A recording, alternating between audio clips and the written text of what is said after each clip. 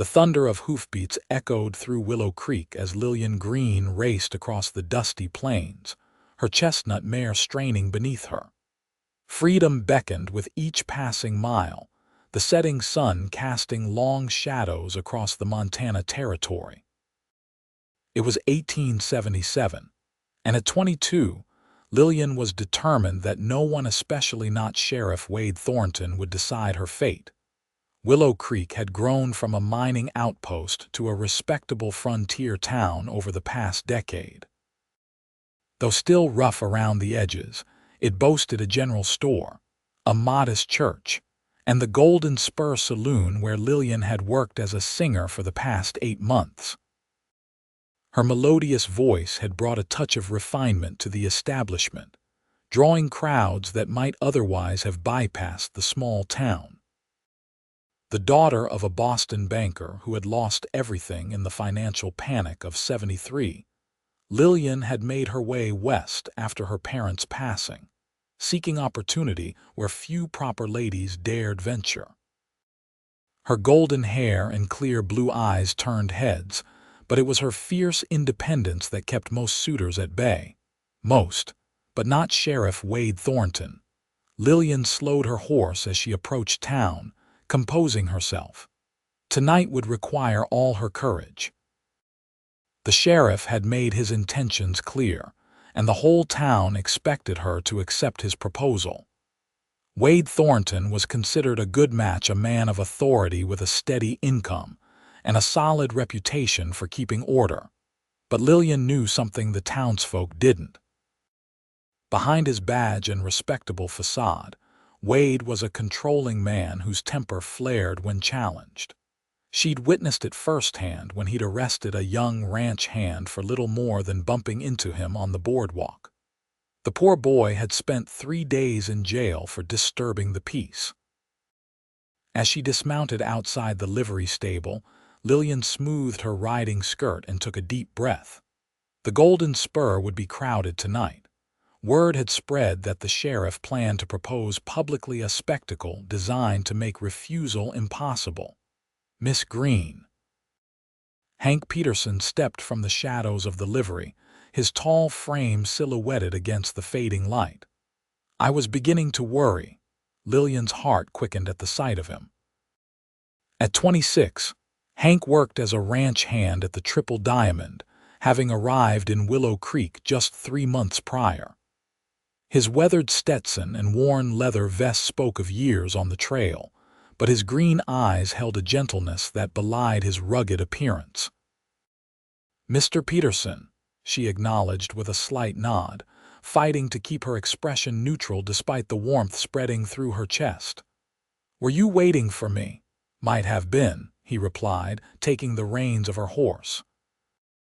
His calloused fingers brushed against hers, sending a jolt of awareness through her. "Word travels fast in a small town. Thought you might need a friend tonight." Lilian glanced toward the saloon where lamplight spilled onto the street. "I don't suppose you'd consider being more than a friend and helping me escape this town entirely?" The question slipped out before she could stop it. Hank's expression grew serious. "You know I would, Lilian. Say the word and we could be headed to Wyoming by dawn."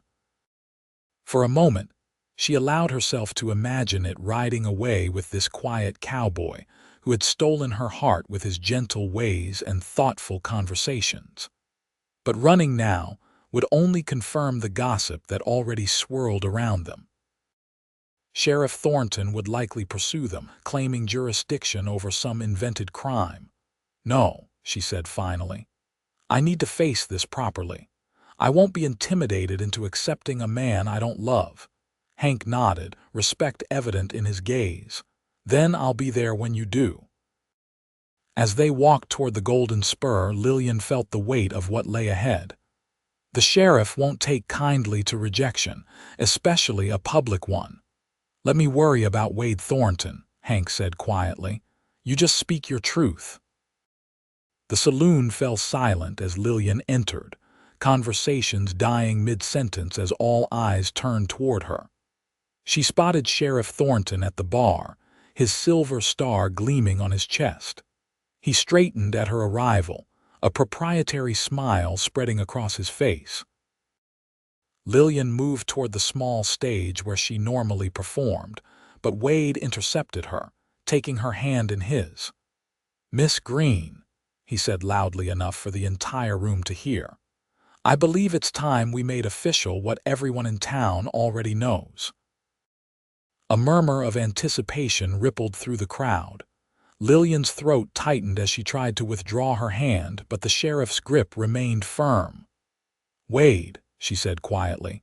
"This isn't the place." "Nonsense," he interrupted, his smile not quite reaching his eyes. "There's no better place than among friends." He pulled a small box from his pocket and dropped to one knee, still holding her hand captive. "Lilian Greene, will you do me the honor of becoming my wife?" The saloon grew so quiet that the ticking of the clock behind the bar sounded like thunderclaps. All eyes were on Lilian, expectation hanging heavy in the air. She felt trapped, cornered by social convention and the sheriff's authority. Then she looked past Wade to where Hank stood near the door, his steady gaze giving her courage. "I'm sorry, Sheriff Thornton," she said clearly, "but I must decline your proposal." Shock rippled through the room. Wade's face darkened as he rose slowly to his feet, the small box disappearing back into his pocket. "You're refusing me." His voice was dangerously soft. "Perhaps you misunderstand the honor being offered here." "I understand perfectly," Lilian replied, finally freeing her hand from his grip. "And my answer remains no." The sheriff's expression hardened. "Is there someone else? Some drifter who's turned your head with empty promises?" His gaze swept the room, settling momentarily on Hank before returning to Lilian. "No decent man would have you after this public embarrassment." Before Lilian could respond, Hank's voice cut through the tension. "She already belongs to me." The saloon was silent as Hank stepped forward, his spurs jingling against the wooden floor. He moved with the easy confidence of a man accustomed to facing danger, coming to stand beside Lilian. "Is that so?" Sheriff Thornton's hand drifted toward his holster. "And when exactly did Miss Greene become your property, Peterson?" "Not property," Hank corrected calmly. "But my heart is hers and hers is mine. Has been since the moment we met." Lilian stared at him in shock. They had been careful, so careful, keeping their growing affection hidden in a town where the sheriff's word was law. Yet here was Hank, publicly declaring what they had scarcely acknowledged even to each other. The sheriff's laugh held no humor. "This is who you choose over me." A saddle tramp with nothing to his name. "That's enough, Wade," interrupted Samuel Wilson, the saloon owner, stepping forward. "The lady has made her choice. Let's not spoil the evening's entertainment with hard feelings." For a moment it seemed the sheriff might draw his weapon. The tension in the room was palpable as his fingers hovered near his holster. Then he dropped his hand and smiled coldly. "Very well. The lady has made her choice." He tipped his hat with mock courtesy. "I wish you both every happiness." As he strode from the saloon, the silence gave way to a buzz of conversation. Lilian felt dizzy with relief and apprehension. Hank's declaration had protected her from Wade's immediate anger, but it had also dramatically changed their circumstances. "I hope I didn't speak out of turn," Hank said quietly, leading her to a quiet corner. Seemed the fastest way to end his claims. "No," Lilian replied, her voice steadier than she felt. "You only spoke the truth, at least about my heart being yours." The smile that spread across his face was worth whatever trouble might come their way. "Miss Greene, I believe you're expected to sing tonight, and afterward we have much to discuss." Lilian nodded, squeezing his hand briefly before making her way to the stage. As she began to sing, her voice soaring through the saloon, she felt a curious mixture of fear and elation. The confrontation with Sheriff Thornton was far from over, but for the first time since arriving in Willow Creek, she wasn't facing her battles alone. The following morning dawned clear and bright, a stark contrast to the storm brewing in town. Lilian had barely finished her breakfast at Mrs. Henderson's boarding house when a knock sounded at the front door. The landlady answered it, her expression souring immediately. "Sheriff Thornton to see you, Miss Greene," she announced, disapproval evident in her tone. Lilian composed herself before stepping into the parlor where Wade waited, his hat in his hands and a tight smile on his face. "Good morning, Sheriff. What brings you here so early?" "I've come to apologize for any embarrassment I may have caused you last night," he said smoothly. "It was presumptuous of me to propose so publicly." Lilian remained guarded. "Apology accepted. Is there anything else? Just a friendly warning."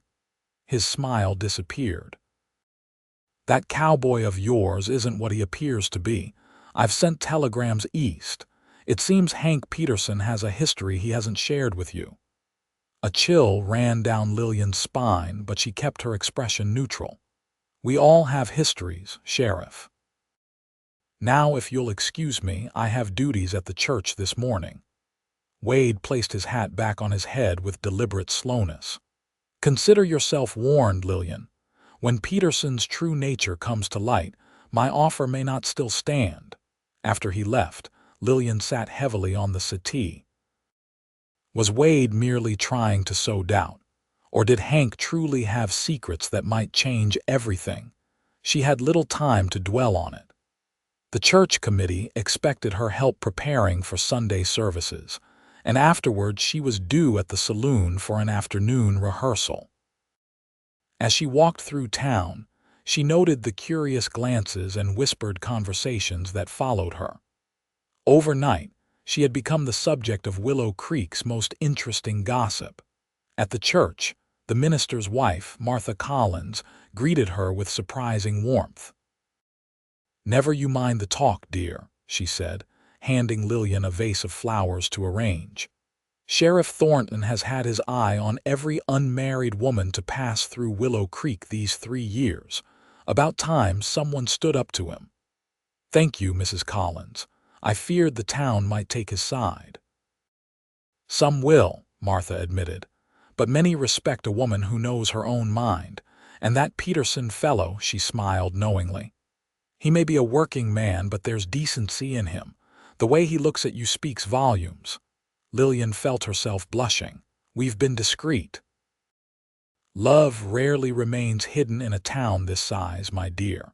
Now, tell me about these arrangements for the service." The morning passed pleasantly enough, with Martha's acceptance easing some of Lilian's worries. But as she approached the Golden Spur for her rehearsal, she saw a small crowd gathered outside. Hank stood on the boardwalk, facing Sheriff Thornton and 2 deputies.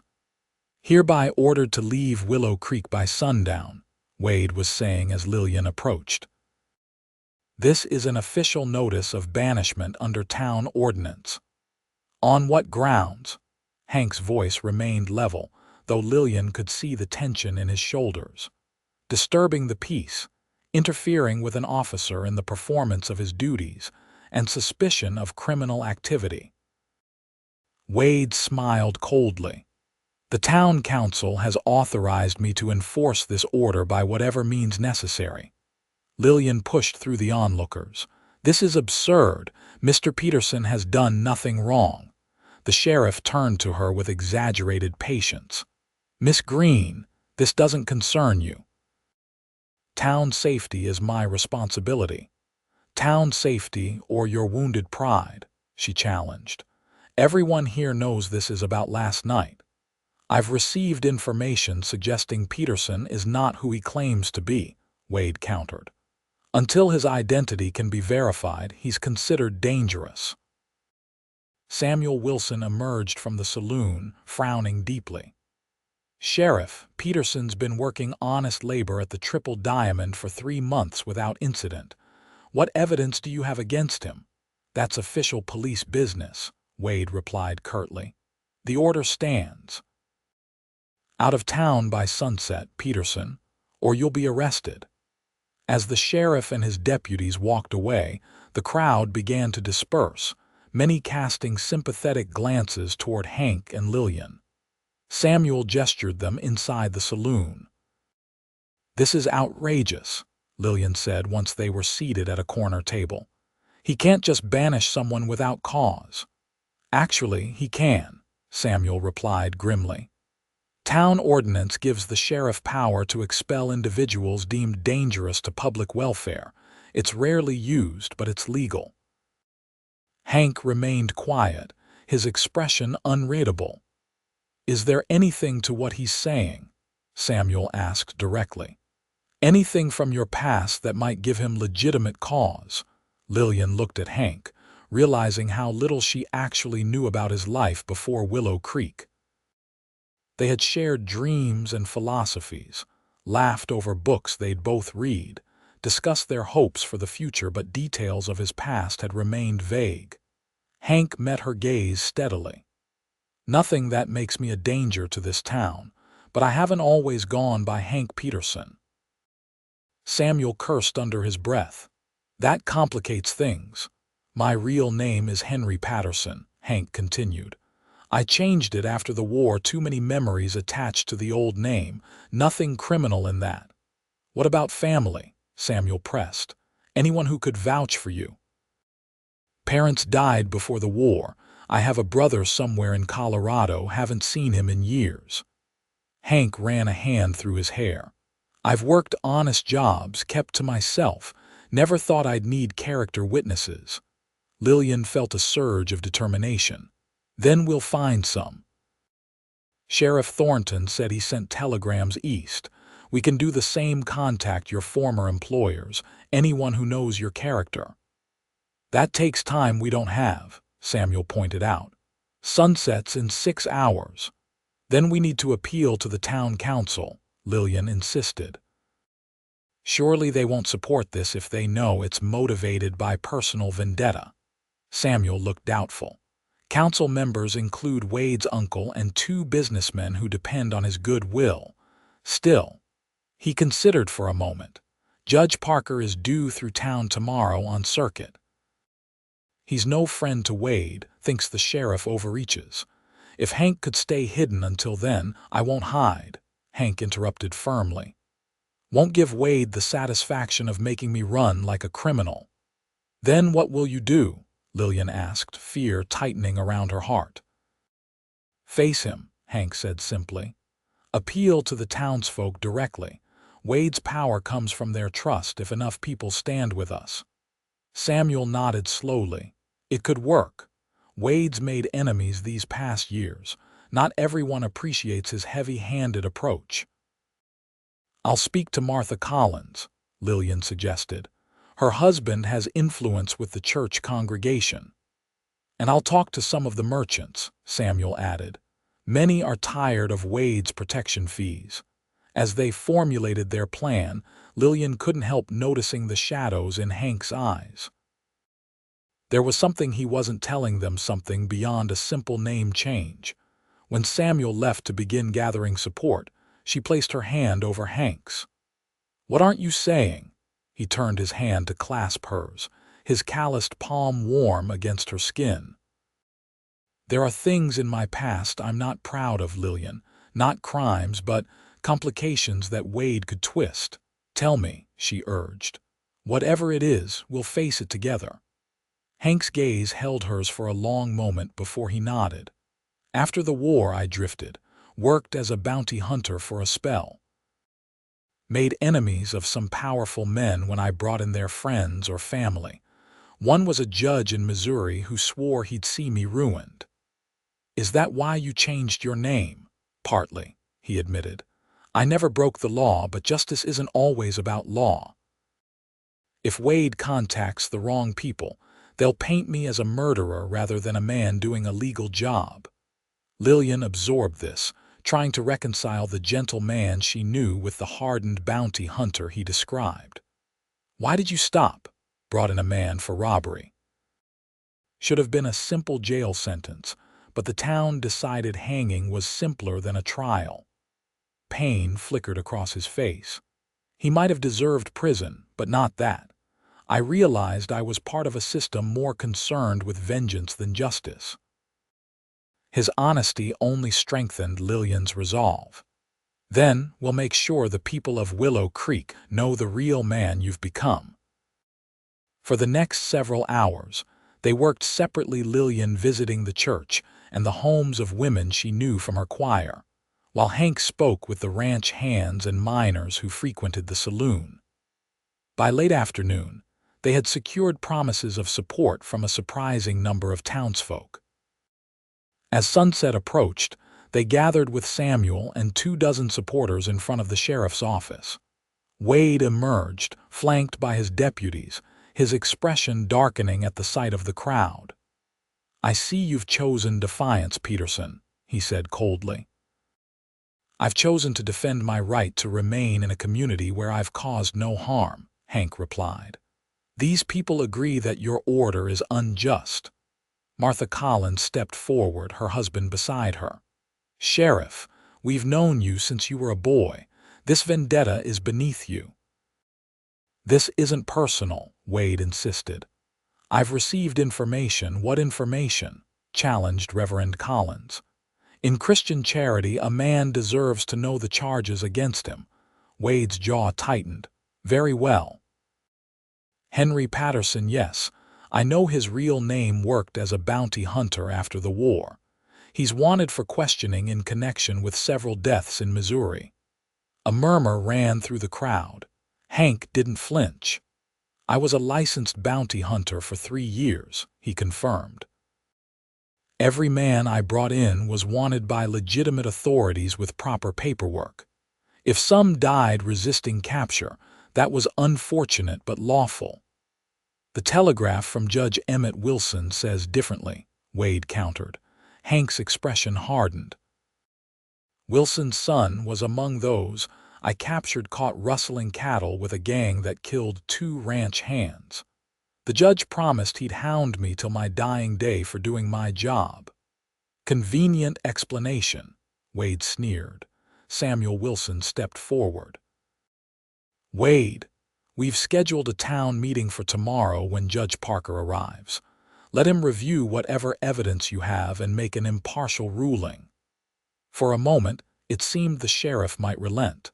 Then his gaze fixed on Lilian, standing defiantly beside Hank, and his expression hardened. "The banishment order stands. Peterson leaves tonight or goes to jail. Then you'll have to arrest half the town," Martha Collins declared, moving to stand with Hank and Lilian.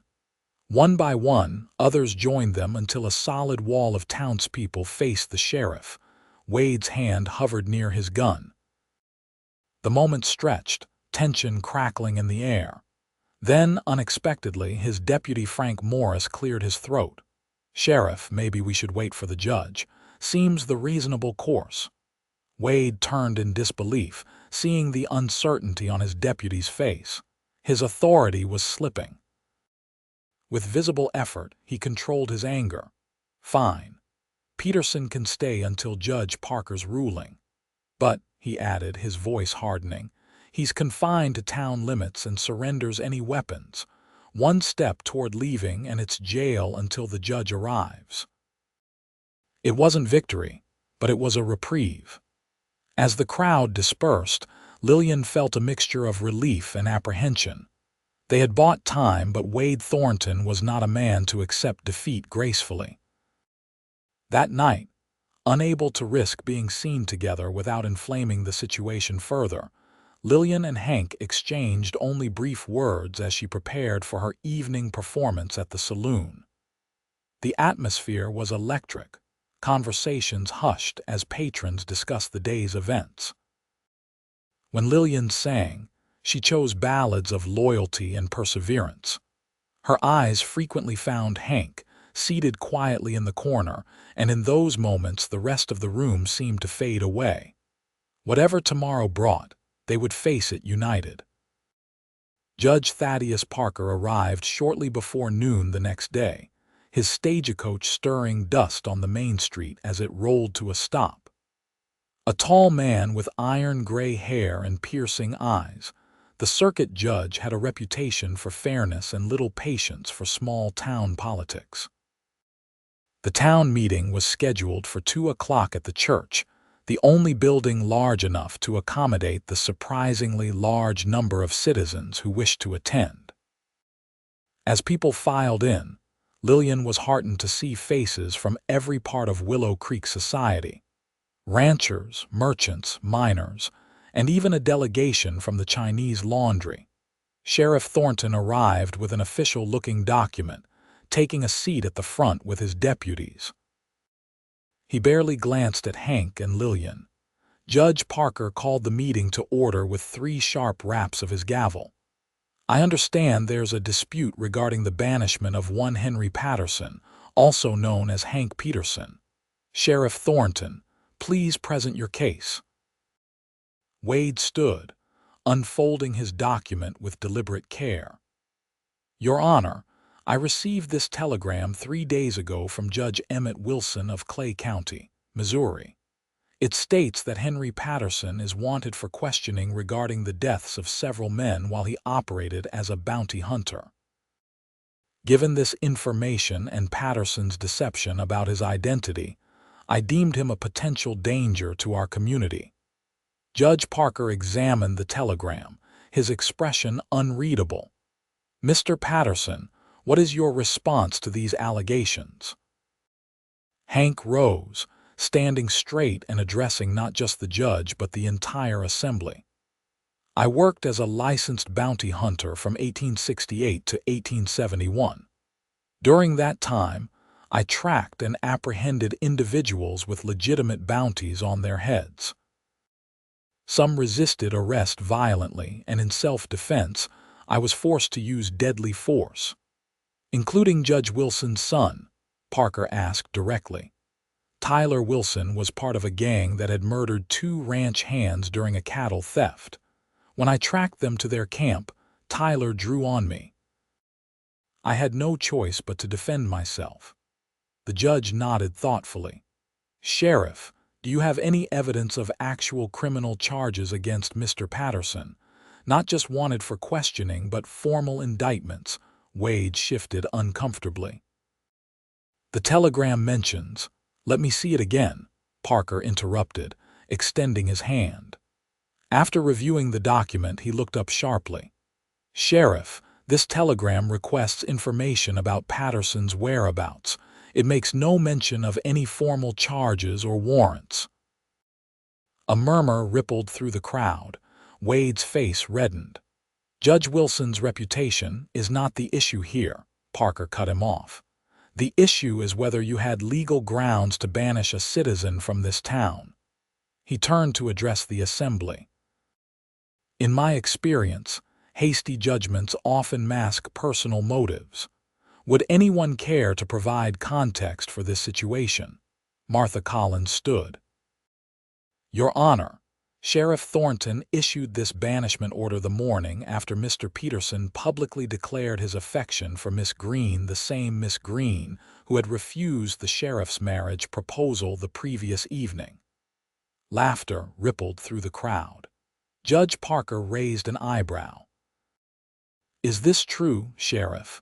Wade's expression was thunderous. "My personal affairs have no bearing. They have every bearing if you're using your authority to settle romantic rivalries," Parker interrupted sharply. He turned back to Hank. "Mr. Peterson, have you engaged in any illegal activity since arriving in Willow Creek?"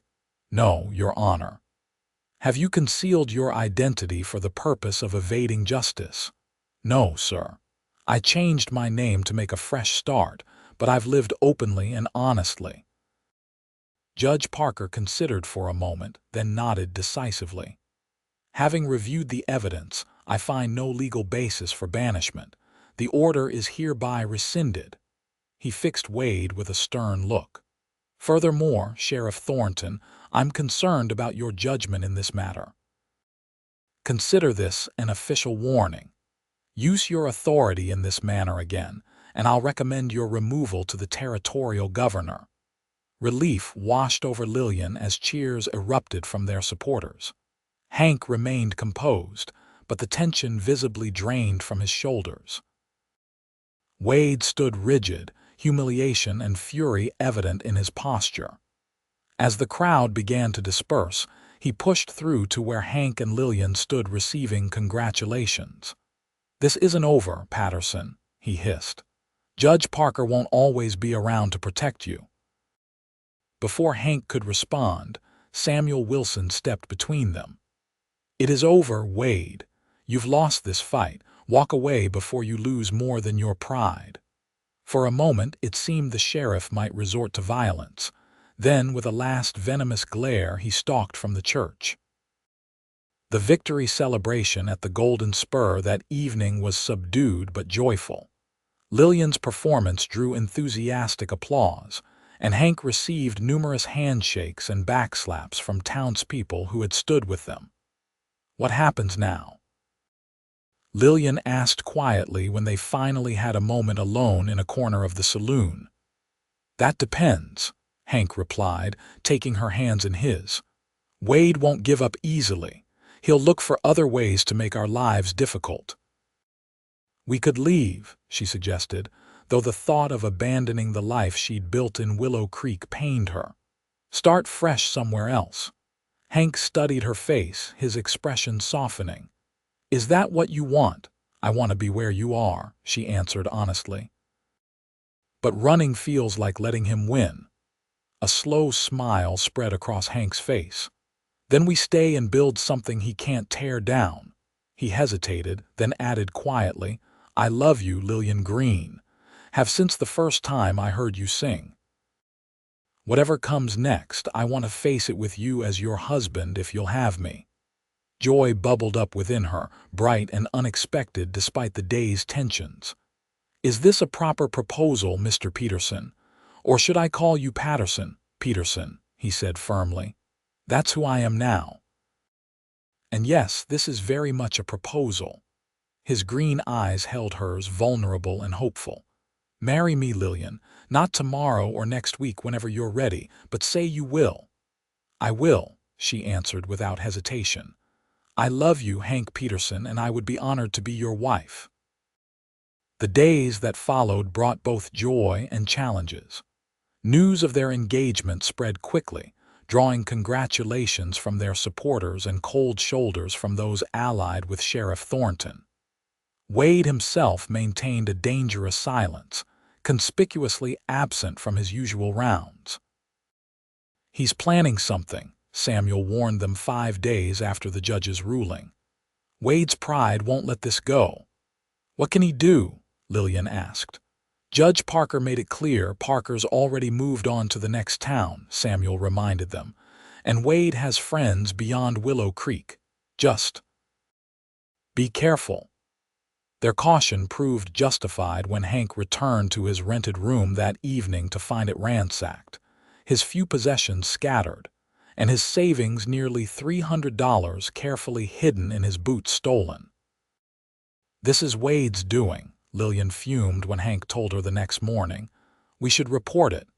"And who would we report it to?" "The sheriff." Hank shook his head. "No evidence it was him anyway. Could have been any thief."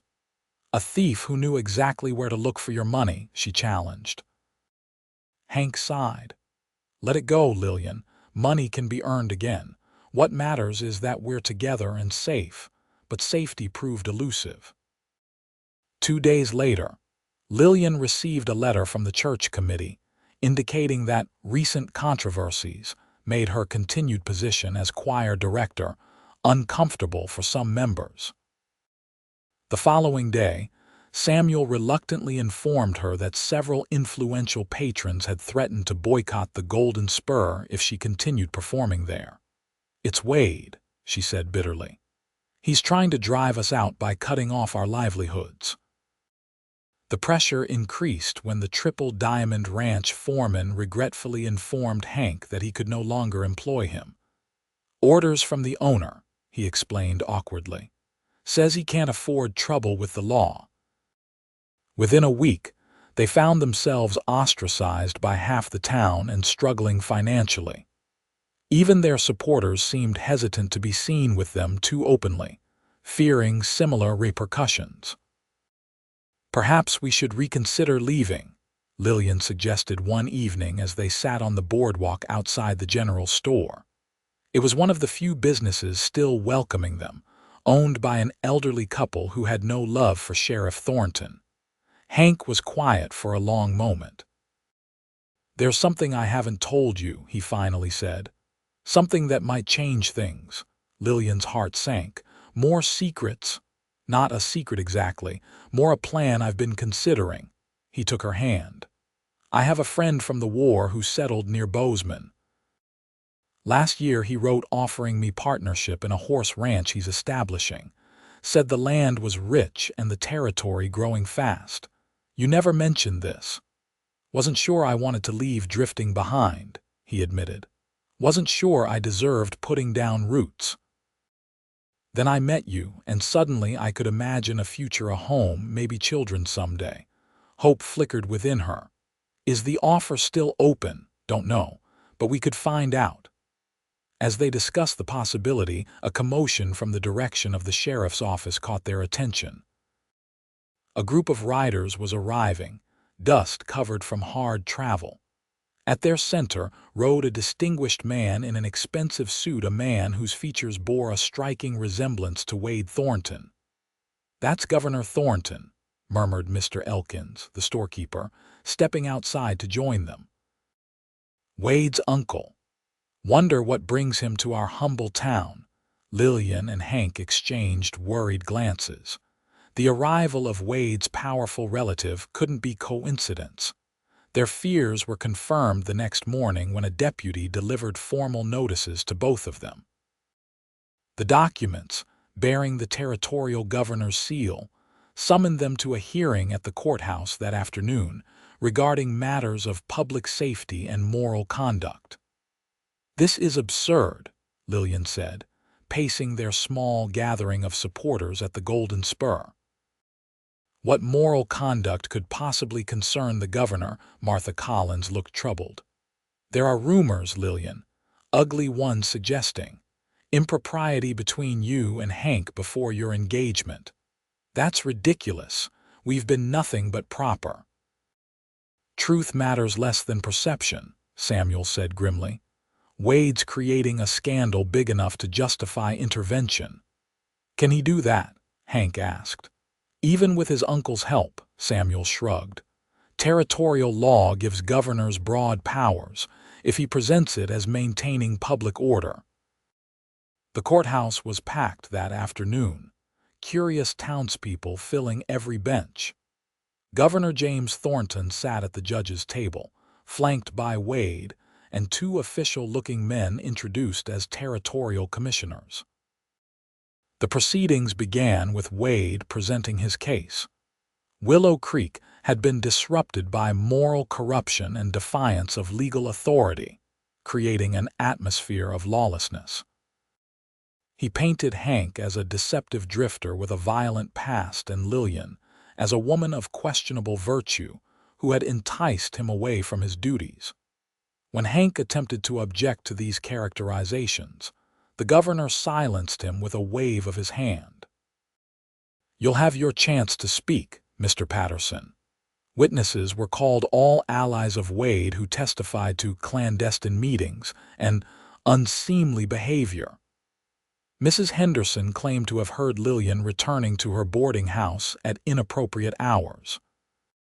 The Triple Diamond foreman suggested Hank had been inexplicably absent from his bunk on multiple occasions. By the time Lilian and Hank were allowed to speak in their defense, the atmosphere in the courtroom had turned decidedly hostile. Their own witnesses, including Martha Collins and Samuel Wilson, were barely given time to testify before being dismissed as biased. The governor's conclusion seemed predetermined. "Having reviewed the evidence, it is the finding of this hearing that Henry Peterson poses a continued threat to the peace and moral fabric of Willow Creek. He is hereby ordered to depart the territory within 48 hours. Lilian gasped. "And what about me?"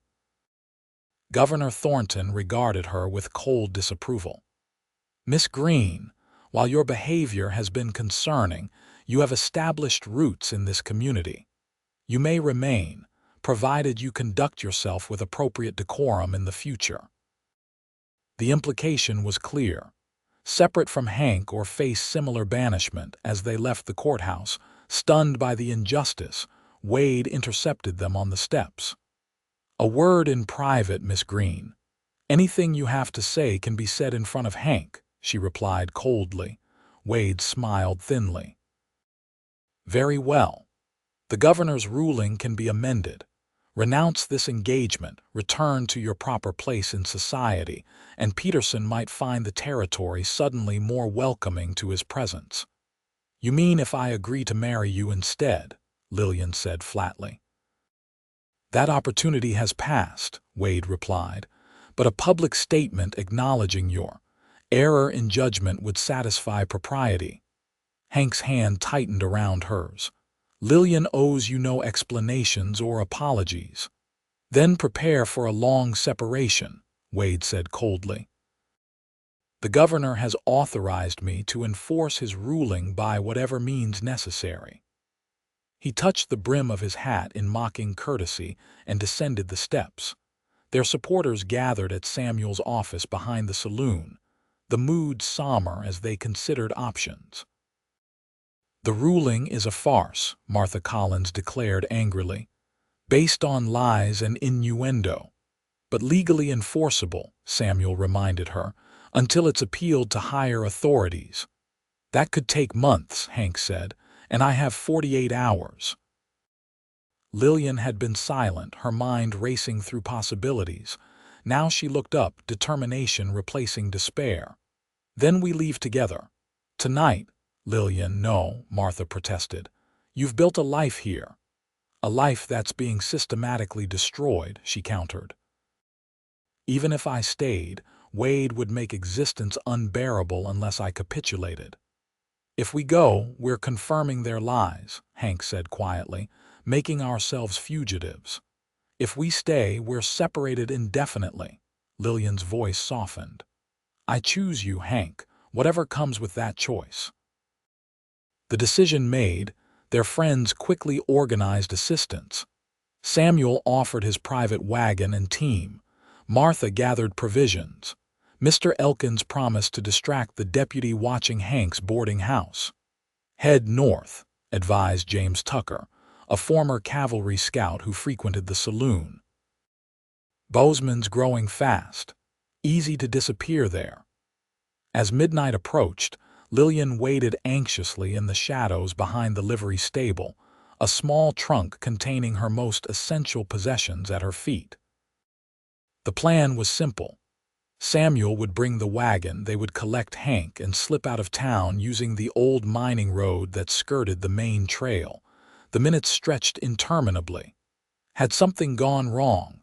Had Wade somehow discovered their plan? Finally, hoofbeats approached. But instead of Samuel's wagon, it was Hank on horseback, leading a second mount. His expression was grim. "Change of plans," he said quickly, dismounting to help her onto the spare horse. "Wade's deputies are watching the roads. Samuel thinks someone warned them. How will we get out?" Lilian asked, securing her trunk to the saddle. "There's a trail through Jackson's Gorge. It's rough going, but the deputies won't expect us that way."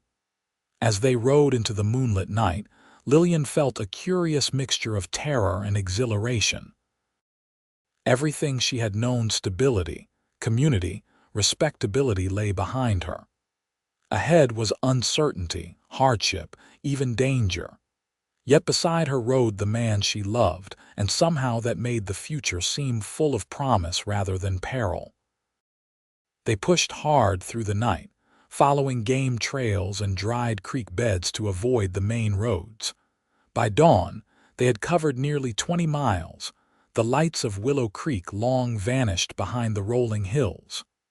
"We should rest the horses," Hank said as they reached a small stream. "And ourselves." They dismounted in a sheltered hollow, the early morning light filtering through cottonwood trees. Lilian was exhausted, muscles aching from hours in the saddle, but she felt strangely peaceful. "No regrets?" Hank asked, helping her spread a blanket on the soft grass. "None," she replied, surprising herself with the certainty in her voice. "This isn't how I imagined beginning our life together, but I wouldn't change my choice." He smiled, that gentle expression that had first captured her heart. "When we reach Bozeman, the first thing I'll do is find a preacher. Make this proper." "It already is proper," she said, reaching up to touch his face. "In all the ways that matter." Their respite was brief. By mid-morning they were riding again, pushing northwest toward the Montana border. They avoided settlements, purchasing supplies from isolated homesteads, where news traveled slowly and questions were few. On the third day, they spotted riders on their back trail, 3 men moving with purpose, their horses eating up the distance between them. "Wade's men?" Lilian asked, fear tightening her chest. Hank nodded grimly. "Likely. We need to find cover." They veered toward a ridge of rocky outcroppings, hoping to lose their pursuers in the labyrinth of stone. For hours they threaded through narrow passages, doubling back and crossing their trail to confuse anyone following. As dusk approached, they found a defensible position, a small cave with water seeping from the rock wall and a clear view of the approach. "We'll stay here tonight," Hank decided. Too dangerous to move in the dark through this terrain. They ate a cold supper, not daring to light a fire that might reveal their position. As night fell, Hank took first watch while Lilian tried to rest. Sleep proved elusive. Every sound, the whisper of wind through the rocks, the distant call of a coyote sent her heart racing. What if Wade's men found them? What if Hank was arrested, or worse? "You should be sleeping," Hank said softly, noticing her open eyes gleaming in the moonlight. "I keep thinking about Wade," she admitted. "How far will he go to punish us?" Hank was silent for a long moment. "Wade Thornton is a man who believes his authority gives him ownership of the town, of justice, of you. Men like that are dangerous when challenged." "I'm afraid," she confessed. "Not for myself, but for you, if they catch us." "They won't," he promised, though they both knew it wasn't a guarantee he could make. "And if they do, we'll face it together." Morning revealed no sign of their pursuers. Cautiously optimistic, they continued their journey, staying off established trails and crossing rivers to break their scent. By the 7th day, they had reached the outskirts of Bozeman. The town was larger than Willow Creek, bustling with the energy of a growing frontier settlement. Here, they hoped, they might blend in among other newcomers seeking fresh starts. Hank's friend, Thomas Caldwell, owned a sprawling property 10 miles outside town. They approached cautiously, uncertain of their welcome after so much time. The ranch house came into view as they crested a hill, a solid 2-story structure surrounded by corrals and outbuildings. A man was working with a spirited black horse in the nearest paddock, his back to them as they approached. "Thomas," Hank called when they were within earshot. The man turned, his weathered face breaking into a wide grin. "Henry Peterson. By God, I was beginning to think you'd never take me up on my offer." His gaze shifted to Lilian, curiosity evident. "And who might this lovely lady be?" "Thomas Caldwell. Meet Lilian Greene, soon to be Lilian Peterson." Thomas's eyebrows rose. "Peterson? Long story," Hank said with a faint smile. "We've had a complicated journey." "Well, any journey that ends with a beautiful fiancée can't be all bad," Thomas replied, extending his hand to Lilian. "Welcome to Whispering Pines Ranch, Miss Greene." The warmth of their reception eased some of the tension Lilian had carried since leaving Willow Creek. Thomas's wife, Eleanor, insisted they stay in the main house until they could establish their own place. Within days, Hank was working alongside Thomas, his natural affinity for horses quickly proving his value as a partner. For Lilian, adjustment came more slowly. After years of independence, being a guest in another's home, even one as welcoming as the Caldwells, felt constraining. She missed her music, the satisfaction of earning her own way. "You seem restless," Alina observed one afternoon as they preserved fruit from the orchard. "Finding it hard to settle," Lilian sighed. "Is it that obvious? Only to someone who's been there." Alina's smile was understanding. "I came west as a schoolteacher. Marrying Thomas meant giving up that role. Took time to find new purpose." "I love Hank," Lilian said quickly. "I don't regret choosing him. Of course not. But loving a man doesn't mean surrendering everything you are." Alina wiped her hands on her apron. "Bozeman's growing. The new hotel is looking for entertainment. Someone with your talents could find opportunity there." Hope stirred within Lilian. "Do you really think so?" "I know so. Thomas and I dined there last month. The piano player was adequate, but they had no proper singer." Alina smiled encouragingly. "We could ride into town tomorrow, make inquiries." The proprietor of the Grand Hotel received Lilian with interest, especially after Alina mentioned her experience entertaining at the Golden Spur. An audition was arranged for the following week, and Lilian threw herself into preparation, practicing her repertoire daily. The evening of her audition, Hank accompanied her to town, pride evident in every glance he cast her way. The hotel's dining room was elegant by frontier standards: crystal chandeliers, imported furniture, and a small stage where a piano waited. Lilian performed 3 songs, her clear voice filling the room with emotion and power. When she finished, the smattering of diners applauded enthusiastically, and the proprietor offered her a position on the spot 3 evenings a week, with pay comparable to what she had earned in Willow Creek. "You were magnificent," Hank said as they rode home beneath a canopy of stars. "Like you belong on that stage." "It felt right," she admitted. "Like finding a piece of myself I'd been missing." He reached across to take her hand.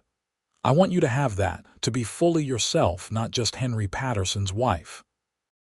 "Speaking of which," she said, squeezing his hand, "when do I officially become Mrs. Peterson?" "We've been here almost 3 weeks, and that preacher you promised is still nowhere to be seen." Hank laughed. "Patience, Miss Greene. I've been saving for something special." At her questioning look, he added mysteriously, "You'll see soon enough." True to his word, the following Sunday Hank surprised her with a trip to town. Instead of heading to the church, however, he directed their buggy to a small house on a quiet street near the edge of Bozeman. "Whose home is this?" Lilian asked, confused. "Ours," Hank replied, his expression a mixture of nervousness and pride. "If you like it." Stunned, Lilian allowed him to help her from the buggy. The house was modest but charming: a covered porch, flower boxes beneath the windows, fresh paint gleaming in the sunshine. "Thomas helped me arrange it," Hank explained as he unlocked the door. "It's not grand, but it's close enough to town for your work at the hotel, and there's good grazing land out back for horses." Inside was simply furnished but comfortable, with a parlor, kitchen, and 2 bedrooms. Sunlight streamed through clean windows, illuminating wooden floors that had been recently polished. "How can we afford this?" Lilian asked, still trying to absorb the surprise. "I've been saving longer than you know," Hank admitted. "Was never much for spending when I was drifting. Thomas is making me partner in the ranch with a share of profits. Between that and your singing, we'll manage." Tears welled in Lilian's eyes. "It's perfect, Hank, absolutely perfect." His expression softened with relief. "There's one more surprise." He led her back outside where a small group had gathered: Thomas and Alina, the local minister and his wife, and several neighbors Hank had befriended at the ranch. "Thought we might have a wedding," he said softly. right here in front of our new home, unless you wanted something grander." "This is exactly what I want," Lilian replied, her heart overflowing. "To begin our life together surrounded by new friends in the home you've provided." The ceremony was simple but deeply meaningful. They exchanged vows on the front porch, promising to love and cherish each other through whatever challenges life might bring.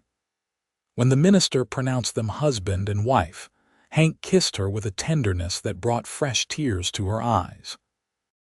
The small reception that followed was joyful, with Alina contributing a wedding cake and Thomas providing champagne he'd been saving for a special occasion. As twilight descended, their guests departed with well wishes, leaving the newlyweds alone in their new home. "Happy, Mrs. Peterson?" Hank asked as they stood on the porch, watching the first stars appear. "Happier than I ever imagined possible," she replied, leaning into his embrace. "I only wish—" "What?" he prompted gently when she hesitated. "That we didn't have to look over our shoulders.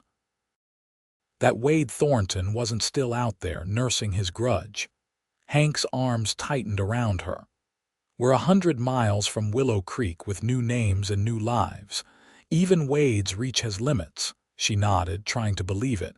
"You're right. This is our fresh start." The following weeks settled into a pleasant rhythm. 3 evenings a week, Lilian performed at the Grand Hotel, her popularity growing steadily. During days, she made their house a home, planting a small garden and becoming acquainted with neighbors. Hank divided his time between the ranch partnership and training horses from their own small herd, his expertise drawing clients from surrounding settlements. Their happiness seemed complete when, 2 months after their wedding, Lilian discovered she was expecting a child. The news brought both joy and a renewed sense of purpose to their home. "A baby," Hank said wonderingly, his hand gentle on her still flat stomach. "Our baby. Are you pleased?" she asked, watching his face. "Beyond words," he replied, emotion making his voice rough.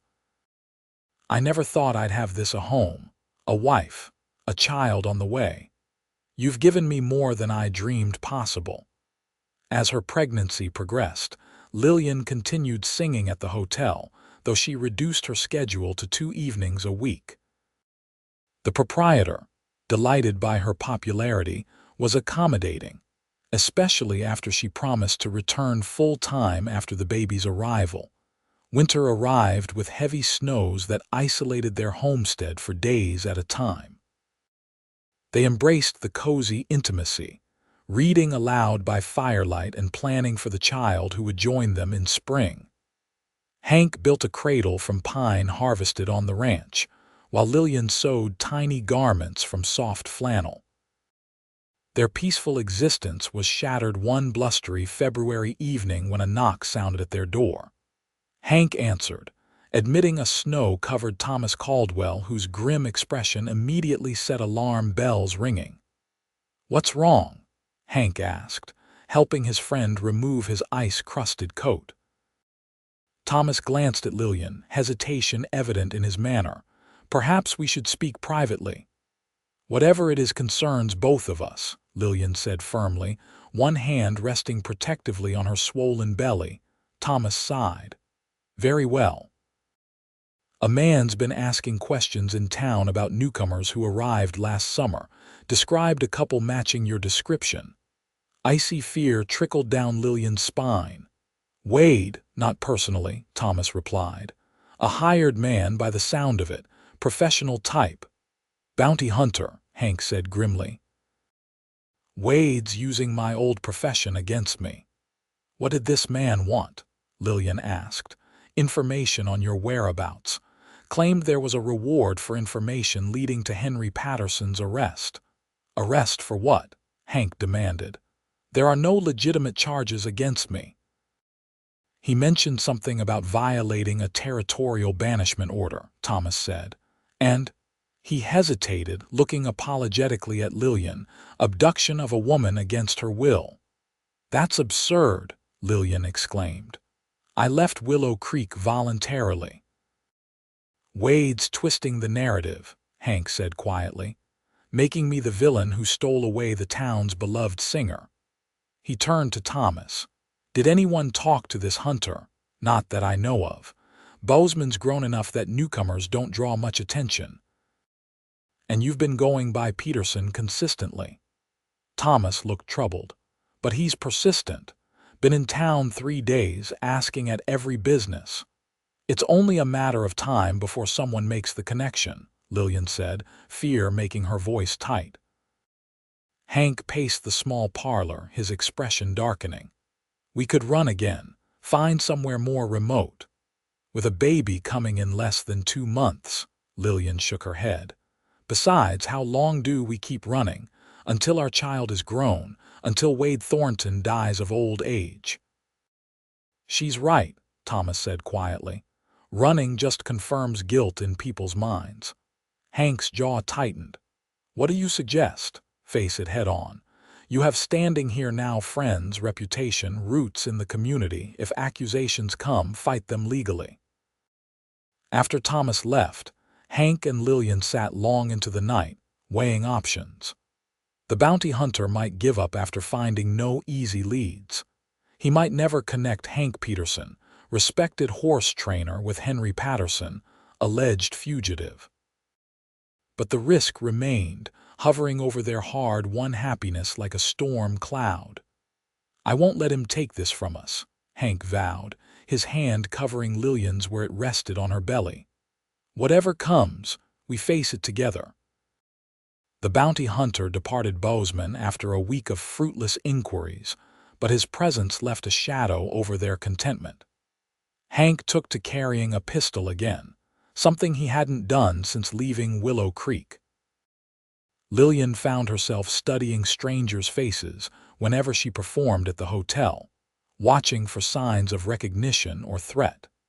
Despite their vigilance, they were unprepared when trouble finally arrived, not from Wade's hired man, but from Wade himself.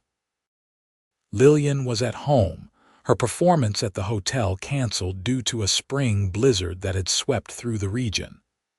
Hank had gone to the ranch to check on a mare about to foal, promising to return before dark.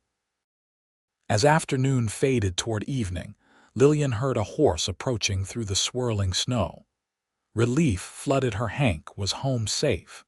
She opened the door with a welcoming smile that froze on her face when she recognized the rider dismounting at her gate. Sheriff Wade Thornton looked much as he had in Willow Creek, though his face was reddened from the cold and his expression harder than she remembered. He approached the porch with deliberate slowness, one hand resting near his holster. "Miss Greene," he said, as though the past 8 months had never happened. Or should I say Mrs. Peterson now? Lilian's hand instinctively moved to protect her belly. "What do you want, Wade?" "Justice," he replied simply. "Your husband violated a legal banishment order. He's wanted back in Montana territory." "This is Montana territory," she pointed out, fighting to keep her voice steady. "And his name is Peterson now." Wade's smile was cold. "A man can't escape justice by changing his name. Where is he?" "Not here," she replied, grateful that was the truth. "And you're not welcome on our property. Please leave." He studied her silently, his gaze lingering on her advanced pregnancy. Something flickered in his eyes, regret, perhaps, or bitter acknowledgement of what might have been. "I'll find him," Wade said finally. "Better for everyone if you convince him to surrender peacefully when he returns." "There's nothing peaceful about your vendetta," Lilian replied, anger overcoming fear. "This was never about justice. It was about your wounded pride." Wade's expression hardened. "Be careful, Lilian. Your condition won't protect you from charges of aiding a fugitive." As he turned to leave, Lilian called after him. "Why can't you just let us be? We're hundreds of miles from Willow Creek, building a new life that has nothing to do with you." He paused, looking back at her with an unreadable expression. Because some things can't go unpunished, He took what was meant to be mine. After he rode away, Lilian closed and barred the door with shaking hands. How had Wade found them? How much time did they have before he returned, possibly with legal authority to arrest Hank? She moved quickly, packing essentials into a carpetbag, warm clothing, money they had saved, documents proving ownership of their home and Hank's partnership in the ranch. If they needed to flee, they would be prepared. When Hank returned an hour later, she met him at the door, words tumbling out in a rush of fear and urgency. His expression grew grimmer with each detail of Wade's visit.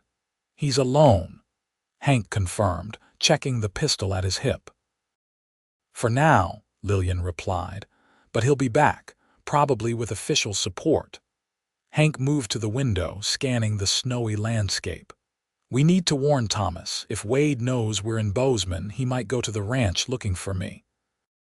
"We can't go out in this storm," Lilian protested, gesturing to her belly. "And you can't leave me alone, not with Wade nearby." The conflict in Hank's eyes was painful to witness. "You're right. We'll wait until morning, see if the storm breaks."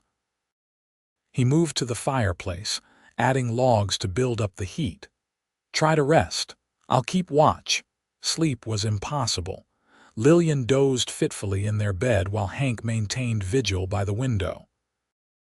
Every creak of the house in the wind, every shadow moving across the snow-reflected light sent adrenaline coursing through her veins. Near dawn, she was awakened by a sharp pain lancing across her abdomen. She gasped, clutching the bedsheets as the sensation intensified, then gradually eased. "Hank," she called, her voice tight with fear. "Something's wrong." He was at her side instantly, face pale with concern. "The baby." Another contraction gripped her, stronger than the first. "It's too early," she whispered when she could speak again. "Almost 6 weeks too early." Hank's expression shifted from concern to determination. "We need the doctor. I'll go into town." "No." Terror seized her at the thought of being left alone. "Wade is out there somewhere, and the roads will be impassable after the storm." As if to confirm her words, another contraction came, closer to the previous one than it should have been. Sweat beaded on her forehead despite the room's chill. "The baby's coming now," she said with certainty. "We can't wait." For a moment, panic flashed across Hank's face. Then he nodded, squeezing her hand. "I delivered foals and calves on the trail. Different, but we'll manage. I'll heat water, find clean linens." The next hours passed in a blur of pain and fear. Lilian drew on reserves of strength she hadn't known she possessed, following Hank's calm instructions and fighting through contractions that came with increasing frequency and intensity. Outside, the storm gradually subsided, pale morning light filtering through the windows. Inside, their focus narrowed to the ancient primal process of bringing new life into the world. "I can see the head," Hank said finally, his voice steady despite the emotion in his eyes. "You're doing wonderfully, Lilian, just a little more." With a final, tremendous effort, Lilian pushed, and their daughter slipped into the world in her father's waiting hands. For one terrifying moment, there was silence. Then a thin cry filled the room, small but determined, a declaration of presence. "She's here," Hank said, his voice breaking as he placed the tiny, red-faced infant on Lilian's chest. "Our daughter's here." Exhausted but overjoyed, Lilian cradled their child, counting fingers and toes, marveling at the perfection of miniature features. Despite her early arrival, the baby seemed strong, her cries vigorous, her grip surprisingly firm when she clasped Lilian's finger. "She's beautiful," Hank whispered, sitting beside them on the bed, one arm around Lilian's shoulders. "Perfect." For a few precious hours, they existed in a bubble of wonder and gratitude, the outside world with its threats and complications temporarily forgotten. They named their daughter Hope, both for the feeling she inspired and for the future they envisioned for her. Reality intruded with a pounding on their door shortly after midday. Hank tensed, reaching for his pistol. "Stay with Hope," he instructed, moving cautiously toward the entrance. "Who's there?" he called through the wood. "Thomas Caldwell," came the reply. "And a leaner." "Let us in. Hank, it's urgent." Relief flooded through him as he unbarred the door. The Caldwells entered, stamping snow from their boots, their expressions shifting from urgency to surprise as they took in the scene. Lilian propped up in bed with a newborn at her breast. "My God," Thomas exclaimed. "The baby, born this morning," Hank confirmed with pride. "Meet our daughter, Hope Peterson." Eleanor immediately went to Lilian's side, her practiced eye assessing mother and child. "She's early but looks healthy. How are you feeling?" "Exhausted but happy," Lilian replied. "What brings you here in such weather?" Thomas exchanged a grim look with Hank. "Sheriff Thornton. He came to the ranch last night looking for you. When we denied knowing your whereabouts, he threatened to return with a search warrant." "Did he leave Bozeman?" Hank asked urgently. "No. He's at the hotel, meeting with the county sheriff. Word is they're organizing a search party." Thomas's expression was troubled. "Hank, he's got papers, official-looking documents authorizing your arrest for violating territorial orders and abducting Lilian." "That's absurd," Eleanor interjected. "Anyone who's seen you together knows she's here by choice." "Wade doesn't care about truth," Lilian said wearily. "Only about winning." Hank paced the small room, conflict evident in every line of his body. "We can't run, not with Lilian just delivered and a newborn, but if I stay." "There might be another way," Thomas said slowly. "Judge Parker is in Helena. Eleanor has a cousin in his office.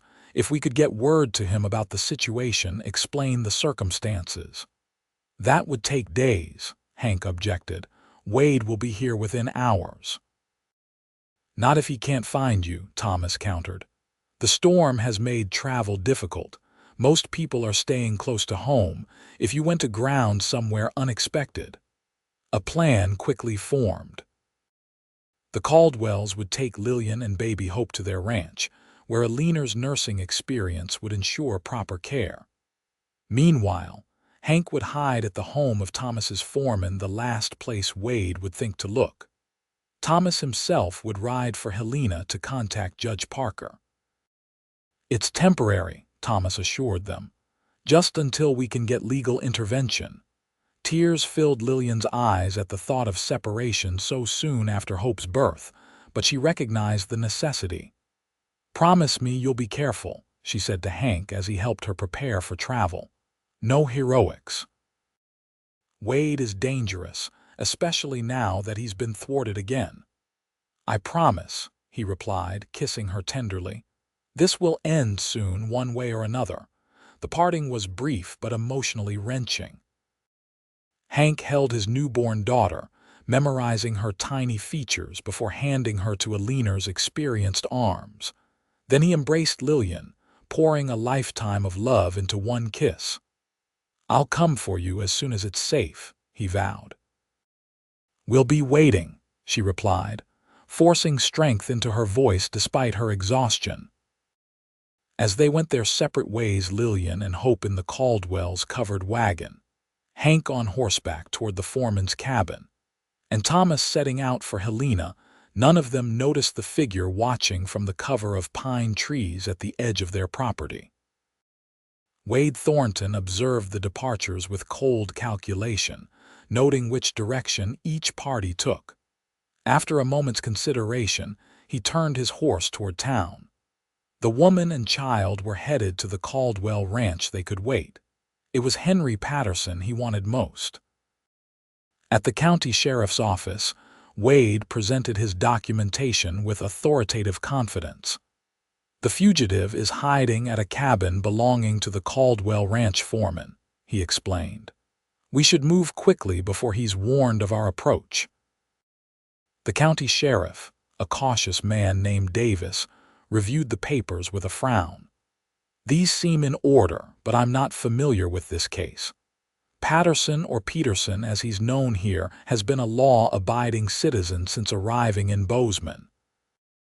Criminals often appear respectable until apprehended, Wade replied smoothly. The territorial governor himself signed the banishment order Patterson violated. Surely you don't question his authority. No, but then gather your deputies, Wade interrupted. I prefer to make this arrest without bloodshed, which means sufficient manpower to discourage resistance. Reluctantly, Sheriff Davis summoned 2 deputies. As they prepared to ride out, he pulled Wade aside. We do this by the book, Thornton. No excessive force. Patterson comes in alive and unharmed to face proper judicial proceedings. Wade's smile didn't reach his eyes. Of course, justice is all I seek. The foreman's cabin was isolated, situated in a small clearing surrounded by dense pine forest. As the lawman approached, there was no sign of movement within, though smoke curled from the chimney indicating recent occupation. Patterson, Sheriff Davis called out, "This is the county sheriff. Come out peacefully. We have a warrant for your arrest." Silence answered him. The 4 men exchanged glances, tension mounting. "Could be asleep," one deputy suggested. "Or didn't hear us in this wind." "Or he's preparing ambush," Wade countered, drawing his pistol. "He's a dangerous man with military experience." Sheriff Davis frowned at Wade's weapon. "Holster that until we determine the situation." To the cabin he called again. "Henry Patterson, this is your final warning. Come out with your hands visible." When silence again greeted them, Davis signaled his deputies to approach the cabin from different angles while he moved toward the front door. Wade positioned himself with a clear view of both the cabin's entrance and its single window. The sheriff tried the door and found it unlocked. Cautiously, he pushed it open, revealing a small, sparsely furnished interior. A fire burned low in the hearth, a pot of coffee warming beside it. But of Hank Peterson there was no sign. "He's gone," Davis announced, lowering his weapon as he completed his search of the one-room structure. "Recently, judging by the fire, but gone." Wade cursed under his breath. He must have been warned. The Caldwells, a distant gunshot interrupted him, followed by a second report echoing through the trees. The lawmen exchanged alarmed glances. "Came from the direction of the main ranch house," one deputy said. "Lilian," Wade muttered, an unfamiliar emotion flickering across his face. Was it concern? Fear? Whatever motivated him, he was first to mount his horse, spurring it toward the sound without waiting for the others. The scene at the Caldwell ranch was chaotic. Elinor stood on the porch, a rifle in her hands, while 2 rough-looking men took cover behind a water trough. In the doorway behind her, Lilian could be seen clutching baby Hope, her face pale with fear. "Put down your weapons."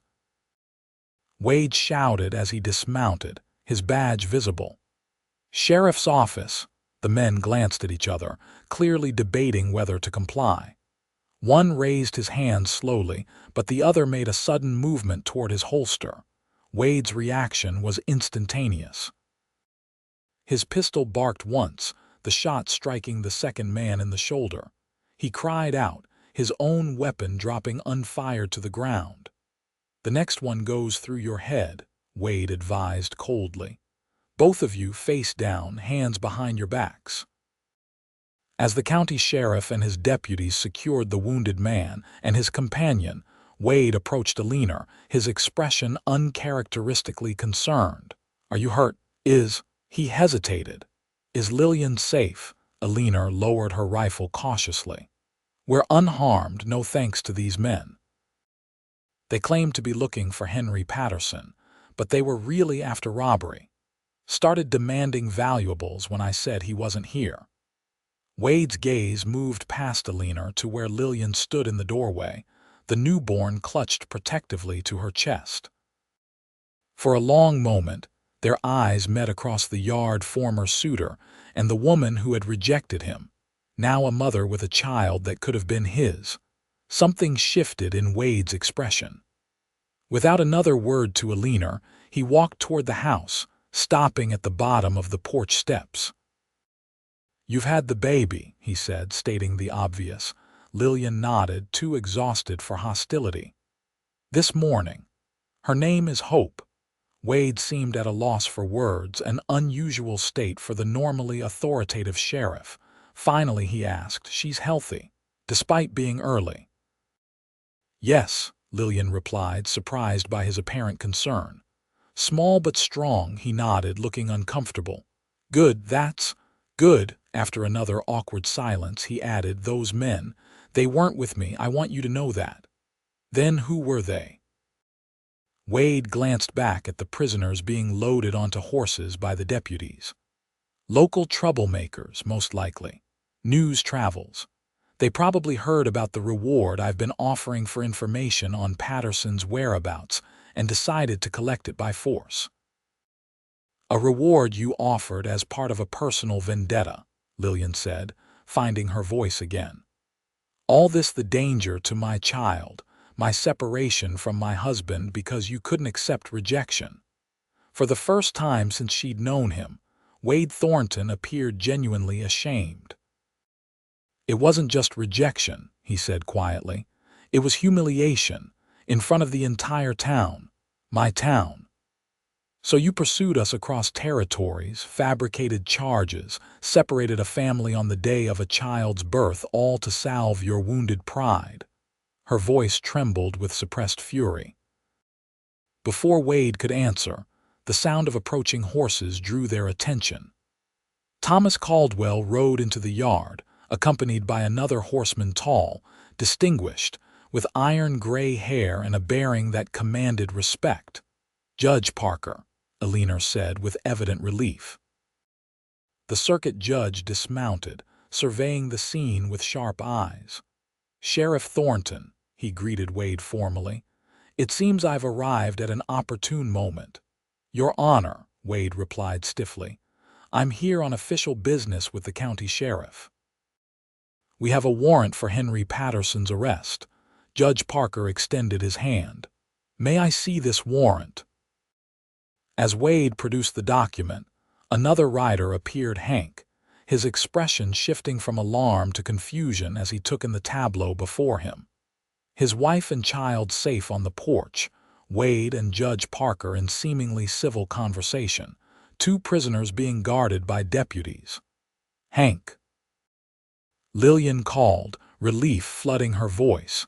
He dismounted and moved toward the house, wary eyes on Wade, who had turned at Lilian's call. For a tense moment, it seemed the sheriff might draw his weapon.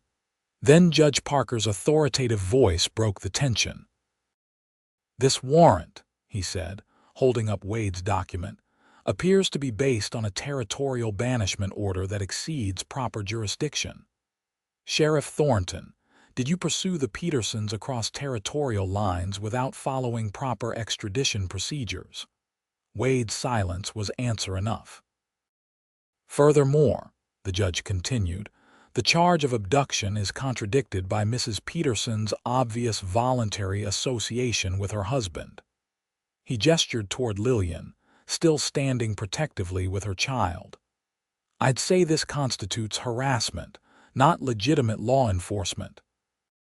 "The governor signed," Wade began. "Based on information you provided," Judge Parker interrupted. "Information I suspect was incomplete and potentially misleading." He folded the warrant deliberately. "Consider this nullified. Any further pursuit of Mr. and Mrs. Peterson will be considered abuse of authority and grounds for removal of your badge." The fight seemed to drain from Wade Thornton. He looked from the judge to Hank, then finally to Lilian and the infant in her arms. "Congratulations on your daughter," he said quietly. Then to Hank, "Take care of them." With that, he turned and walked to his horse. The county sheriff approached Judge Parker, clearly relieved by his intervention. "What about these two?" he asked, gesturing to the prisoners. "Attempted robbery is a clear charge." "Take them back to Bozeman for trial," Parker advised. "I'll be along shortly to formalize the paperwork." As Wade and the county lawmen departed with their prisoners, Hank rushed up the steps to enfold Lilian and Hope in a gentle embrace. "Are you all right, both of you?" "We are now," she replied, tears of relief streaming down her face. "It's over, Hank, really over." Judge Parker approached, smiling at the family reunion. "Mr. Peterson or Patterson, if you prefer, you're a fortunate man. Not many would inspire such loyalty from friends and such devotion from a wife." "I know it, Your Honor," Hank replied sincerely, "and it's Peterson now. Henry Patterson was a name for a solitary man. Hank Peterson has a family, a home, a future." "Well said," the judge approved. "Now, if you don't mind, I believe introductions are in order. This little one and I haven't been properly introduced." Lilian smiled, adjusting the blanket to reveal their daughter's sleeping face. "Your Honor, meet Hope Peterson. Born this morning in the midst of a storm, but already bringing sunshine to our lives." Epilogue: 5 years later, the summer fair in Bozeman had grown significantly since its humble beginnings, now drawing participants from across Montana territory. Whispering Pines Ranch had a prominent display of horses for sale, its reputation for quality stock having spread far beyond county lines. Hank Peterson stood proudly beside their prize stallion, answering questions from potential buyers. At 31, he carried himself with the quiet confidence of a man who had found his place in the world. The past 5 years had brought prosperity to their partnership with the Caldwells, allowing Hank and Lilian to expand their own holdings and build a larger home for their growing family. "Papa, Papa!" A little girl with golden curls and her father's green eyes came running through the fairgrounds, her mother following at a more sedate pace, one hand resting on her visibly pregnant belly. Hank swept Hope into his arms, swinging her high. "There's my girl. Are you enjoying the fair?" "We saw the pie contest and the quilts and a man who juggles fire," Hope reported breathlessly. "And Mama let me ride the pony twice. Quite an adventure," Hank agreed, setting her down to greet Lilian with a gentle kiss. "How are you feeling? Should you be walking so much?" Lilian smiled, radiant at 27 and expecting their second child in 3 months. "I'm perfectly fine. The doctor said exercise is good, remember? Besides, Hope's enthusiasm is infectious." Indeed, their daughter was already examining the stallion with the serious expression she reserved for all animals, her natural affinity for horses evident even at her young age. "Mr. Peterson." A fair official approached, looking harried. "You're needed at the judging tent. There's a dispute about the 3-year-old mare category." Hank sighed. "Duty calls. Can you manage here?" "Of course," Lilian assured him. "Hope and I will watch the booth. Won't we, sweetheart?" The little girl nodded solemnly, clearly taking the responsibility seriously. Hank departed with the official, leaving his family to tend their display. Business was steady throughout the afternoon. Lilian, whose musical performances at the Grand Hotel had made her something of a local celebrity, found herself greeting many familiar faces. Hope charmed potential customers with her earnest descriptions of the horse's qualities, clearly her father's daughter in her knowledge of horseflesh.